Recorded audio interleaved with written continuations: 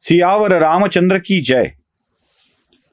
रामचंद्र, लक्ष्मण आणि सीतेचा वृत्तांत सुमंत्रांच्याकडे ऐकून महाराज अधिकच दुःखी झालेले आहेत आणि या शोकमग्न अवस्थेमध्ये ते सुमंत्राच्याकडे विनंती करतायत. राजा विनंती करतोय, सुमंत्रा, जाऊ दे सगळं, अयोध्या काय असेल ती असू दे.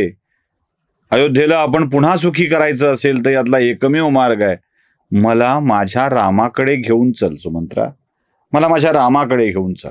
बस आता रामाकडे गेल्याशिवाय मला बरं नाही वाटणार.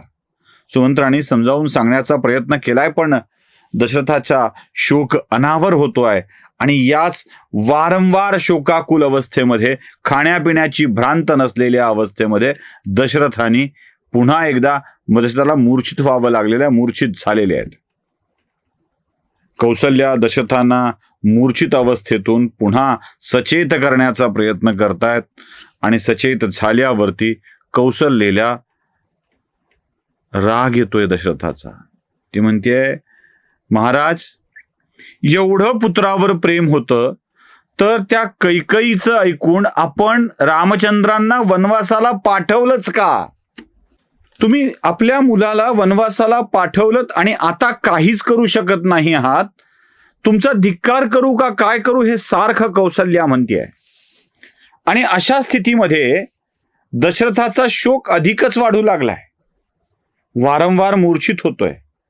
आपला पती आपल्या कटुवचनांच्यामुळे मूर्छित होतो आहे आणि आपण उगाच आपल्या पतीला कटू बोल लावतोय याची जाणीव कौसल्याला झाल्यानंतर ती महाराज दशरथांच्या शरणस्पर्श करून माता कौसल्या म्हणतायत, क्षमा करा, मी तुम्हाला कटुवचन बोलले. दोघांनीही एकमेकांच्याकडे आपलं मन मोकळं केलंय आणि त्यानंतर कौसल्याला आपल्या बाजूला बसून महाराज दशरथ म्हणतायत, कौसल्ये, माझ्यासोबत जे काही घडतंय ना ते माझ्या पूर्वसंचितामुळेच घडतंय.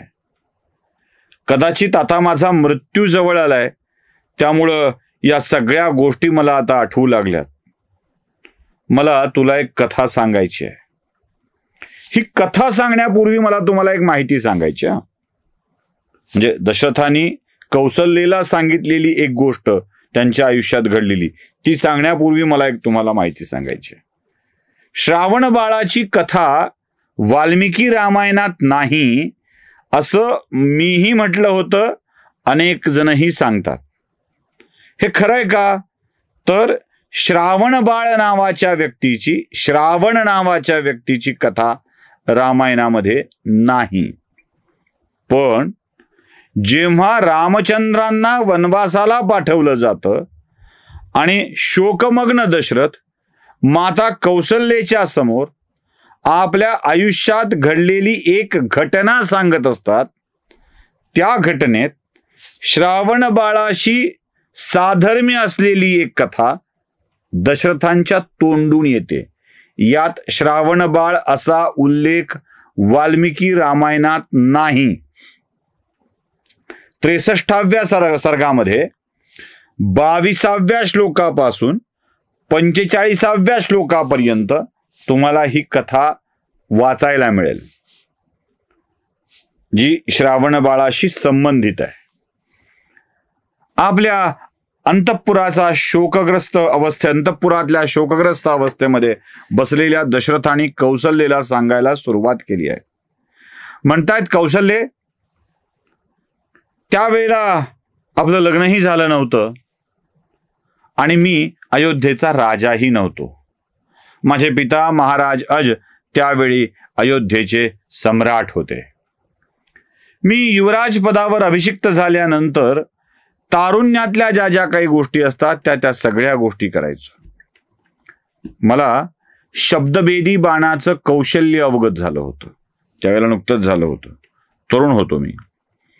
आणि या शब्दभेदी बाणाचं कौशल्य प्राप्त केल्यानंतर वेगवेगळ्या जंगलात जाऊन पशूंची हत्या करणाऱ्या हिंस्त्र पशूंना मारायचं, शेतीचं नुकसान करणाऱ्या पशूंना मारायचं, यासाठी राजपुत्राचा धर्म म्हणून मी जंगलात जात होतो. लक्षात घ्या, मी हिंस्त्र पशु, पशूंची हत्या करणारे पशु असं म्हणतोय.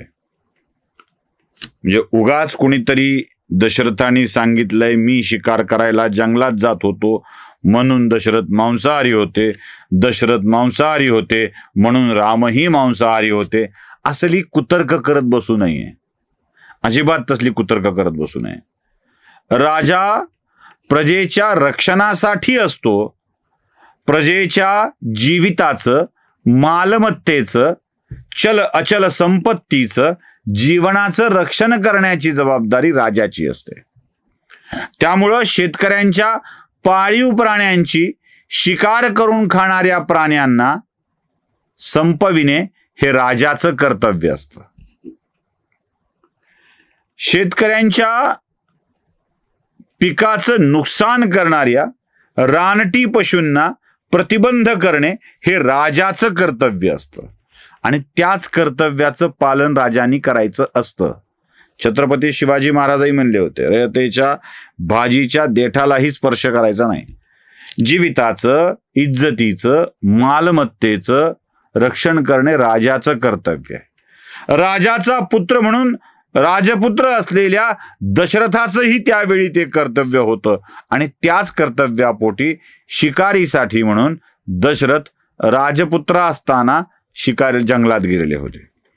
एका झाडावर बसून कुठला हिंस्त्र पशु येतो आहे का, शब्दभेदी बाण होता, हिंस्त्र पशूंच्या पावलाचा आवाज दशरथ ओळखू शकायचे. अशा स्थितीमध्ये झाडावर बसून कौशल्याला सांगतायत ते मी शिकारीची वाट बघत होतो. त्याच वेळी एका सरोवरामध्ये पाणी पित असल्याचा आवाज झाला आणि त्या आवाजाच्या दिशेनं मी सर्रकन बाण सोडला. खरं तर हिंस्त्र पशु, मोठा पशु याच्या आवाजातला फरक मला कळायला हवा होता, पण मी तो जाणून न घेता आपल्या पराक्रमाच्या धुंदीत तो बाण सोडला. आणि बाण ज्या क्षणी सोडला त्या क्षणी तो कोणत्या तरी मनुष्याला लागला आहे याची जाणीव मला झाली, कारण तसा आवाज झाला. नकळतपणे सुटलेला बाण एका मनुष्यासाठी घातक ठरला आहे याची जाणीव माझ्या मनामध्ये झाली, म्हणून मी खाली उतरलो. त्या शरयू तीरावर असलेल्या एका पाणवठ्यावर गेलो आणि तिथे जाऊन बघितलं की गर्द झाडीमध्ये एक तरुण माझा बाण वर्मी लागल्याने मृत्यूची वाट बघत विवळत पडलेला आहे.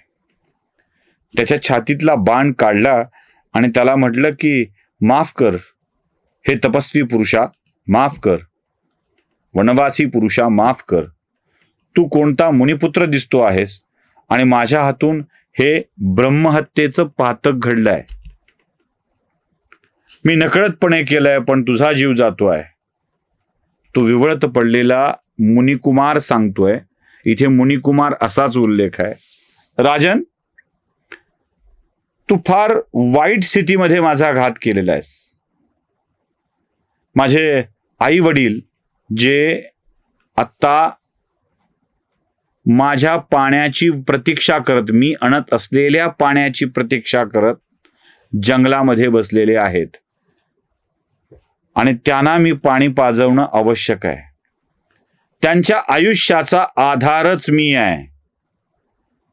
आता तोच गेलाय, त्यांची अवस्था काय होईल? आणि हो, अजून एक याच कथेत सांगितलंय की तो मुनिकुमार ब्राह्मण नव्हे. म्हणजे पुन्हा एकदा मला आठवण करून द्यायची आहे मी जो मुद्दा सांगतोय त्याची. सातत्यानं रामायण, महाभारत, शिवपुराण, वेगवेगळ्या कथा सांगण्याचं प्रयोजनच हे आहे.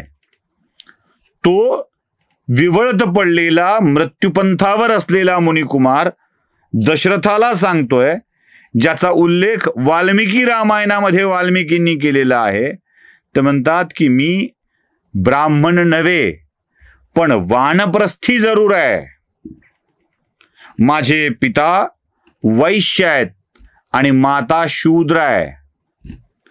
वैश्य पिता आणि शूद्र मातेचा पुत्र असलेला मी ब्राह्मण नसलो तरी मुनी आहे, वानप्रस्थ करणारा आहे आयुष्याला तपश्चर्येमध्ये लीन करणारा आहे. वैश्य पिता, शूद्र पत्नी या दोघांचा पुत्र आपल्या हातून वानप्रस्थी असताना मारल्या गेला आहे याची जाणीव झाली आहे. मृत्युशय्येवर पडलेल्या, तिथे मृत्युमुखी पडलेल्या पुत्राची कहाणी पित्याला सांगावी म्हणून दशरथ तिथे गेलेत आणि दोघांच्याही समोर हात जोडून उभे आहेत. अर्थात तो प्रसंग होतोय. बाळा, उशिरा आलास का रे? किती वेळ लागला? तेव्हा अवरुद्ध कंठांनी दशरथ सांगतायत की मी तुमचा बाळ नाही, मी अजपुत्र दशरथ आहे. माझ्या हातून चुकून हा प्रकार घडलेला आहे. तुम्ही हवा तो शाप मला द्यावा आणि तुम्ही तुमचा राग माझ्यावरचा व्यक्त करावा. तेव्हा ते म्हणतायत की वानप्रस्थाच व्यक्तीची हत्या करण्याचं पातक इतकं मोठं आहे की त्याच क्षणी त्या व्यक्तीचे मस्तकाचे 7 तुकडे होतील. पण जाणून बुजून गेले असतील तर होतील. तुझ्या हातून हे पातक तुझ्या नकळत घडलेलं आहे, पण पातक तर घडलंय. वानप्रस्थी असलेल्या व्यक्तीची हत्या करण्याचं पातक फार मोठं आहे. ते ब्रह्महत्ये इतकंच आहे, फार मोठं आहे. त्यामुळं राजा, आता पहिल्यांदा आम्ही तुला शाप देतोय. शाप काय आहे? आता आमच्या पुत्राच्या मृत्यूसोबत आमचाही मृत्यू होणार आहे. पण जसा पुत्रवियोगाने आमचा मृत्यू होतो आहे तसाच तुझाही मृत्यू तुझ्या पुत्राच्या वियोगाने होईल. पुत्राच्या दर्शनासाठी तू असुसलेला असशील आणि त्याच वेळी तुला मृत्यू येईल. तुझ्या पुत्राचं दर्शन तुला होऊ शकणार नाही मृत्यूसमयी, हे लक्षात ठेव. दशरथच पुढे त्या बाळाचा, त्या मुनिकुमाराचं अंत्यविधी करतो. त्याच ठिकाणी हे दोन्हीही माता पिता आपलं प्राण त्याग करतात. त्यांच्याही अंत्येष्टी करतो आणि आपल्या खिन्न मनाने अयोध्या नगरीमध्ये परत आलेलो असतं. पुढे दशरथ राजपुत्राचा राजा होतो, विवाह होतात, पुत्रकामेष्ठी यज्ञ होतो, पुत्र होतो, दीर्घकाळ जातो आणि दशरथाला त्या शापाची आठवण येऊ लागते आणि आपल्या पुत्राची वारंवार आठवण येऊ लागते. पुढे काय होणार आहे ते बघूया पुढच्या भागामध्ये. तुर्तास इथे थांबतो. सियावर रामचंद्र की जय.